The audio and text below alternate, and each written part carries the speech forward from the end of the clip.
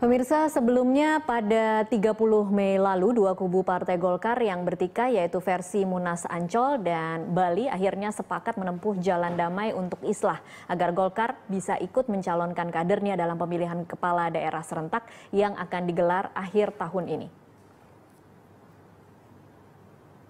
Dua kubu Partai Golkar yaitu versi Munas Ancol dan Bali sepakat untuk islah. Acara penandatanganan berlangsung di rumah dinas Wapres Yusuf Kala di Menteng, Jakarta Pusat. Ketua Umum Golkar versi Munas Ancol, Agung Laksono, dan Ketua Umum Golkar Munas Bali, Abu Rizal Bakri, menandatangani dokumen persetujuan islah. Wakil Presiden Yusuf Kala yang menjadi juru runding mengatakan butuh 6 ronde untuk mendamaikan kedua kubu. 6 ronde yang dimaksud JK yaitu dirinya harus bertemu sebanyak 3 kali dengan kubu Agung Laksono dan 3 kali dengan kubu Abu Rizal Bakri. JK menjelaskan, islah hari ini adalah islah khusus atau islah terbatas. Islah ini dilakukan agar Partai Golkar bisa ikut mengajukan calon dalam pilkada serentak yang akan digelar akhir tahun ini. JK menambahkan, setelah kesepakatan hari ini, masih ada tahapan selanjutnya untuk menuntaskan islah. Dari kesepakatan itu ini hari ini baru langkah pertama. Dibutuhkan lagi langkah berikutnya, tapi nanti pada waktunya nanti kita selesaikan masalah berikutnya. Tapi yang penting karena waktu yang paling kritis ini ialah waktu pencalonan. Karena apabila kita telat, saya khawatirkan bahwa calon-calon pemimpin dari Golkar akan berpindah siapa yang dapat mencalonkan pada waktunya. Karena itulah maka kita ingin menentukan sikap. Dalam kesepakatan ini, dua kubu yang berseteru sama-sama bersepakat untuk mendahulukan kepentingan Golkar dalam menghadapi pilkada. Persiapan menghadapi pilkada akan ditentukan oleh tim bersama yang dibentuk di tingkat pusat dan daerah. Tim bersama di tingkat pusat akan diisi oleh masing-masing 5 anggota dari kedua kubu. Adapun di tingkat daerah akan diisi oleh masing-masing 3 anggota dari masing-masing kubu. Untuk daerah yang dianggap luas, dimungkinkan mendapat tambahan anggota tim setelah berkomunikasi dengan tim bersama di tingkat pusat.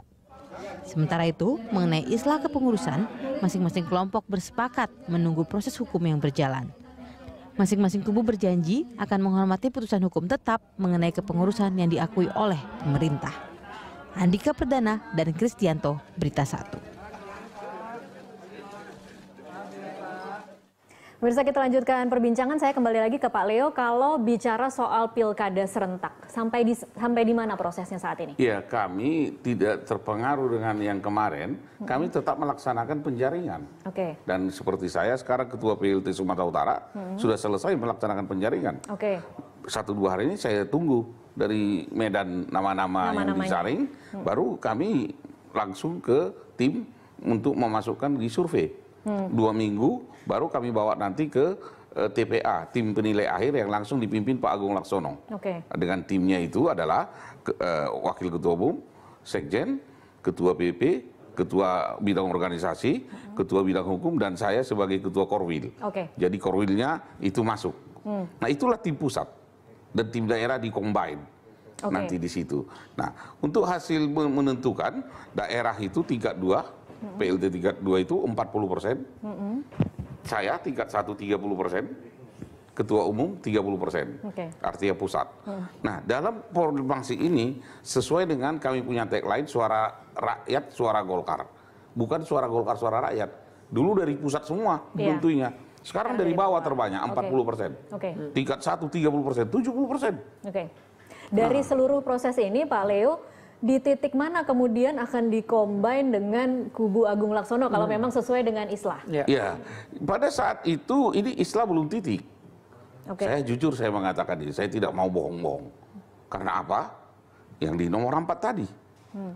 Karena bagi kami rapat pleno DPP Golkar memutuskan tidak bisa ditawar-tawar. Yang teken itu yang punya SK, yaitu Pak Agung Laksono, Zainuddin Amali.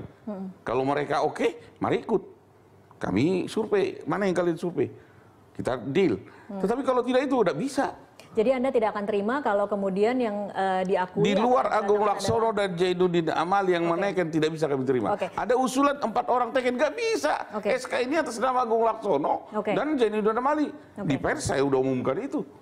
Saya harus konfirmasi berarti saat ini. Ada pernyataan dari Wasekjen DPP Golkar Samsul Hidayat yang mengaku sudah menemui Agung Laksono untuk meminta agar kesepakatan islah dibatalkan. Apa benar seperti itu? Itu ide saya pertama kali. Baru dari adik saya. Saya yang minta itu dibubarkan karena apa? Sampai di mana sekarang? Apa malam sudah ini? Dibatalkan? Malam ini kami akan rapat pleno. Jam 19 untuk itu. Nggak usah lagi karena apa? Jangan kita berbohong. Kita damai, islah, enak di telinga. Tetapi tiba-tiba ada penyerangan ke DPP Golkar sampai sekarang polis lain. Ini tidak mungkin. Bagi saya tetap aja kita kepada undang-undang kepartaian. Apa itu? Punya SK, Menhukam, kita punya. Inkrah, sudah. Islah, sudah 87 orang sudah masuk. Namun, atas inisiator Bapak Yusuf Kalla sebagai Wakil Presiden, kita harus hargai. Apalagi mantan ketua umum kita.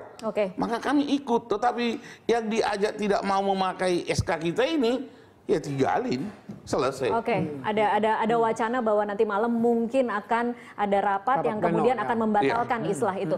Kita akan mencoba bergabung dengan Sekjen Partai Golkar versi Munas Bali, Idrus Marham, yang saat ini berada di Hotel Sangrila Jakarta, akan melaksanakan Rapimnas Munas Golkar ke Riau versi Riau ke-8. Selamat malam Pak Idrus. Halo, selamat malam Pak Idrus. Selamat malam, gimana kabar? Iya, kabar baik Pak Idrus. Bisa mendengar dengan jelas ya Pak Idrus? Ya, kedengaran. Pak Idrus, di sini di studio kami telah hadir Leona Baban, Ketua DPP hasil Munas Ancol, dan juga pengamat politik Indria Samego. Pertanyaan pertama saya adalah apa tujuannya digelar Rapimnas ke-8 Munas Riau ini? Jadi yang pertama adalah bahwa legal standing yang kita gunakan adalah putusan Pengadilan Negeri Jakarta Utara. Jadi ada putusan provisi di situ menyatakan bahwa sampai adanya putusan yang memperoleh kekuatan hukum tetap, maka DPP Partai Golkar hasil Munas Riau tahun 2009 yang telah mendapat pengesahan Menteri Hukum dan HAM pada tanggal 4 September tahun 2012 dipimpin oleh Abu Rizal Bakri dan Idrus Marham dinyatakan berlaku. Jadi atas dasar itu maka Rapimnas ini kita lakukan untuk apa? Untuk konsolidasi, untuk konsolidasi, untuk melakukan pembahasan-pembahasan dalam rangka untuk menghadapi berbagai momentum politik ke depan. Mas, ini konsolidasinya artinya konsolidasi sendiri, tidak mengajak-ngajak kubu Agung Laksono atau seperti apa Pak Idrus? Jadi tidak ada kubu di sini karena kita bicara tentang Riau. Ya, kalau ada kubu itu kubu Bali dan kubu Ancol. Kalau bicara tentang Riau tidak ada kubu. Hanya satu kepengurusan Partai Golkar, termasuk saudaraku yang ada di situ, Leona Baban. Jadi kalau bicara masih ada bicara kubu-kubu, itu kita serahkan kepada putusan pengadilan. Nanti siapapun yang diputuskan oleh pengadilan dinyatakan menang, kita hormat, apakah Bali atau Ancol. Saya kira itu prinsip kita. Jadi kalau ada bicara kubu-kubuan, itu salah kaprah. Baik, ya, Pak Idrus, yang ada adalah satu kepengurusan Partai Golkar berjuang untuk satu kemenangan. Baik, Pak Idrus, kalau tidak ada kubu, kenapa tidak dilibatkan dalam kepanitiaan untuk Rapimnas ini? Loh, enggak, ini kan kita persiapan beberapa hari karena sedianya kita akan lakukan beberapa hari lagi, tapi ini bulan Ramadan, dan kita undang Pak Agung Laksono, kita undang Pak Priyo, dan tadi juga Bang Yoris dan teman-teman yang lain.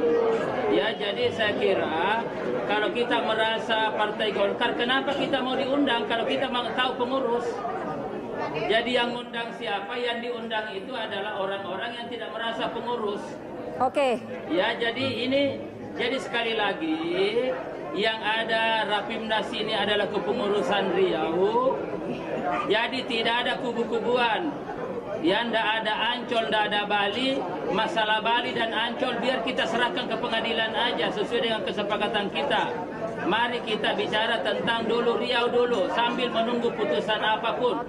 Kalau misalkan Ancol yang menang, saya hormat kepada saudaraku dan kita ikut kepada saudaraku Leona Baban. Tapi sebaliknya kalau Bali yang menang, kami berkomitmen untuk mengakomodasi Ancol. Ya, itu aja tuh. Jadi saya kira itulah sikap politik yang gentle, sikap politik yang bermartabat, sikap politik yang berdasarkan pada nilai-nilai Partai Golkar, yaitu adalah kesetiakawanan. Panca bakti kita berbunyi begitu. Baik, Pak Idrus ditahan dulu, saya akan kasih kesempatan ke Pak Leo, kayaknya mau memberikan tanggapan. Ya, saudaraku Idrus Marham, saya senang mendengarkan jawaban saudara. Tetapi kita jangan memaksakan ya, saya dengan saudaraku Leo nggak pernah ada masalah kan? Jadi kalau kami pribadi nggak ada masalah. Iya, tetapi udahlah. Jadi saudaraku jangan kita melanggar norma fatsun aturan. Saya mau ingatkan, kita benar tidak ada kubu-kubuan kalau tidak ada lagi yang mengatakan yang di Riau. Tetapi cobalah saudaraku jujur, di Riau itu kita sudah demisionirkan. Kita memberikan bendera itu ke pimpinan sidang. Dihidupkan kembali. Dihidupkan lagi. Mana mungkin. Adalah lebih terhormat saudaraku. Rapimnasmu di Sangrila itu kau buat Rapimnas Golkar Abu Rizal Bakri atau Rapimnas Bali. Itu lebih masuk di akal. Sehat manusia. Tetapi kalau dibilang ini Rapimnas yang di Riau, tidak masuk di akal saya itu Pak Idrus. Anda ini mantan ketua umum HMPI. Saya juga mantan sekjen ke Makus Goro. Baik, Pak Leo ditahan dulu. Pak Leo ditahan dulu. Pak Idrus silahkan. Jadi begini saudaraku. Jadi karena ini Bali dengan Ancol lagi bermasalah, bersengketa. Ya, dan karena itu supaya tidak ada kekosongan kepemimpinan Partai Golkar, maka pengadilan negeri mengambil putusan provisi itu. Jadi yang nggak benar saudaraku, kalau misalkan sudah dinyatakan batal, dinyatakan ditunda masih berlaku. Kalau diperintahkan untuk menghentikan kegiatan masih jalan, itu yang tidak benar saudaraku. Jadi tetapi pengadilan negeri mengambil putusan ini untuk menghindari kekosongan kepemimpinan Partai Golkar, maka berlakulah DPP Partai Golkar hasil Munas Riau. Jadi ini sebenarnya tidak perlu kita berpikir memahaminya. Yang salah adalah kalau dilarang melakukan kegiatan tapi masih berkeliaran kemana-mana. Itu yang salah saudaraku. Sebentar, saya akan kasih kesempatan mau menanggapi. Yang saya hormati saudara Idrus, saya luruskan. Saya luruskan. Kalau kita orang politik, mari kita undang-undang partai politik. Ini nggak kedengaran. Ya, saya luruskan. Mari kita berbicara tentang undang-undang partai politik, mahkamah partai politik. Itulah karena kita domain kita. Jadi jangan pakai undang-undang yang lain. Dan bila PT UN jawabannya dengan PN Jakarta Utara, maka kami sudah banding fatsun politiknya atau peranata hukumnya. Bila kami banding, maka kembali ke dasar, yaitu SK Menhukam. Begitu Pak Idrus. Baik, Pak Leo, Pak Idrus ditahan dulu. Kita akan mencoba memperbaiki sambungan telepon karena mungkin Pak Idrus tidak begitu mendengar. Kita akan break dulu. Iya, Pak Idrus, kita akan mencoba memperbaiki sambungan telepon. Pemirsa, kami akan kembali sesaat lagi.